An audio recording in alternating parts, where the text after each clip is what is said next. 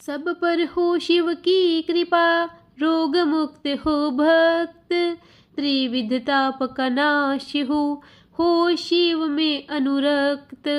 हर हर महादेव, श्री शिवाय नमस्तुभ्यम। प्रणाम भक्तजनों, आप सबका स्वागत है मेरे YouTube चैनल ज्योति धर्म गंगा में। आज मैं आपके लिए श्रावण मास महात्म्य के 12वें दिन की कथा लेकर आई हूँ। आज हम श्रावण मास महात्म्य में स्वर्ण गौरी व्रत के वर्णन की कथा को सुनेंगे।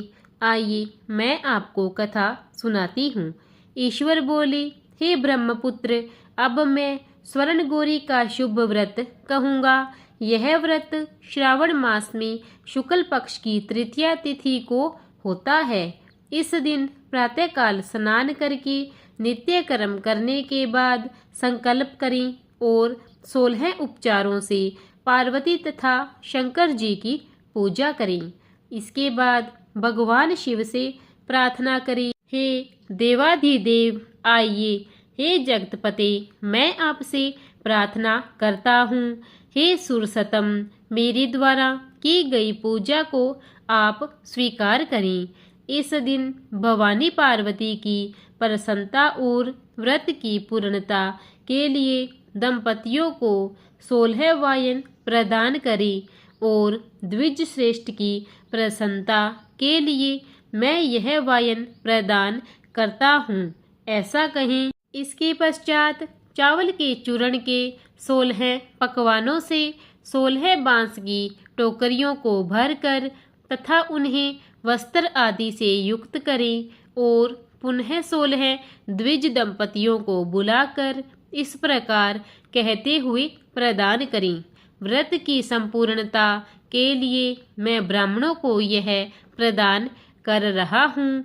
मेरे कार्य की समृद्धि के लिए सुंदर अलंकारों से विभूषित तथा पतिव्रत्य से सुशोभित ये शोभामयी सुहागिन स्त्रियां इन्हें ग्रहण करें। इस प्रकार 16 वर्ष अथवा 8 वर्ष या फिर 4 वर्ष या 1 वर्ष तक इस व्रत को करके शीघ्र ही इसका उद्यापन कर देना चाहिए। पूजा के अनंतर कथा का श्रवण करके वाचक की विधिवत पूजा करनी चाहिए। संत कुमार बोले, हे प्रभु, इस व्रत को सर्वप्रथम किसने किया? इसका महात्म्य कैसा है और इसका उद्यापन किस प्रकार करना चाहिए, वह सब आप मुझे बताएं। ईश्वर बोले, हे महाभाग, आपने उत्तम बात पूछी है। अब मैं आपके समक्ष मनुष्यों को सभी संपदाएं प्रदान करने वाले स्वर्ण गौरी नामक व्रत का वर्णन करता हूँ। पूर्व काल में सरस्वती नदी के तट पर सुविला नामक विशालपुरी थी। उस नगरी में कुबेर के समान चंद्रप्रभ नामक एक राजा था। उस राजा की रूप लावण्य से संपन्न, सौंदर्य तथा मंद मुस्कान से युक्त और कमल के समान नेत्रों वाली महादेवी और विशाल नामक 2 भार्याएं थीं। उन दोनों में ज्येष्ठ महादेवी नामक भार्या राजा को अधिक प्रिय थी। एक समय अखेट करने में आसक्त मन वाले राजा किसी वन में गए और वहां सिंहों, शार्दूलों, सूकरों, वन्य भैंसों तथा हाथियों को मारकर प्यास से आकुल होकर उस घोर वन में इधर उधर भ्रमण करते रहे। राजा ने उस वन में चकवा चकवी तथा बतखों से युक्त भ्रमरों तथा पीकों से समन्वित और विकसित मल्लिका, चमेली, कुमुद तथा कमल से सुशोभित अप्सराओं का एक सुंदर सरोवर देखा।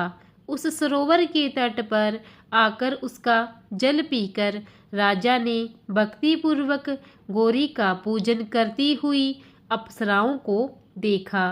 तब कमल के समान नेत्रों वाले राजा ने उनसे पूछा, आप लोग यह क्या कर रही हैं? इस पर उन सब ने कहा हम लोग स्वर्ण गौरी नामक उत्तम व्रत कर रही हैं।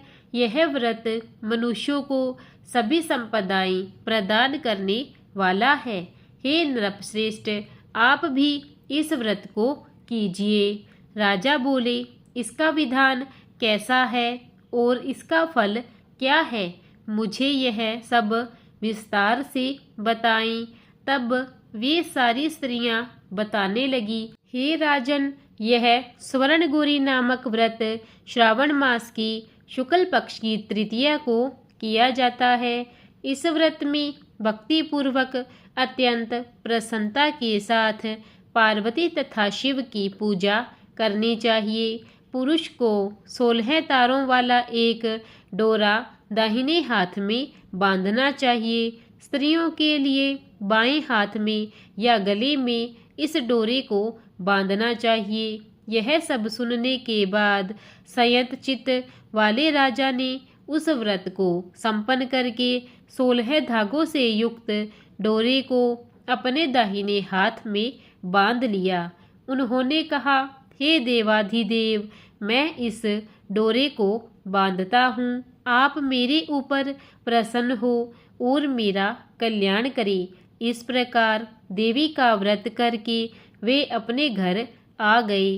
राजा के हाथ में डोरा देखकर ज्येष्ठ रानी महादेवी ने पूछा और सारी बात सुनकर वह राजा के ऊपर अत्यंत कुपित हो उठी। राजा ने कहा, ऐसा मत करो। लेकिन रानी ने उस डोरे को तोड़कर बाहर एक सूखे पेड़ के ऊपर फेंक दिया।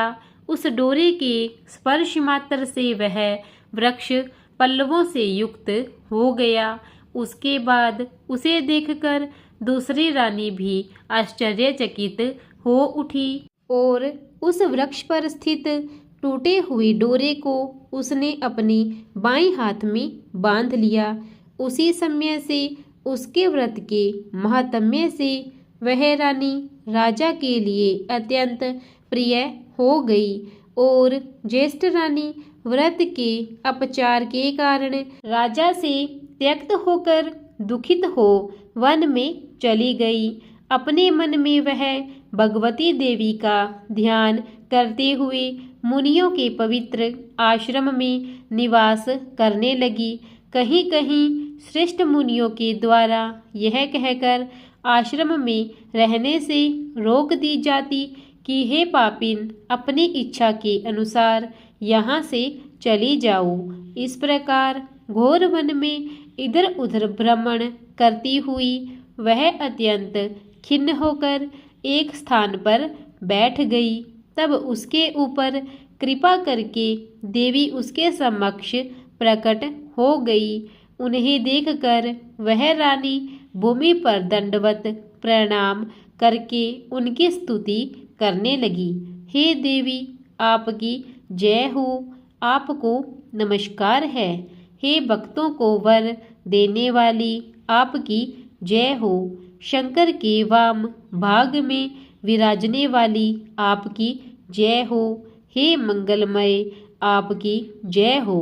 तब देवी की भक्ति के द्वारा वरदान प्राप्त करके और उन गौरी की अर्चना करके उसने जो व्रत किया उसके प्रभाव से रानी के पति उसे घर ले आई। उसके बाद देवी की कृपा से उसकी सभी कामनाएं पूर्ण हो गई।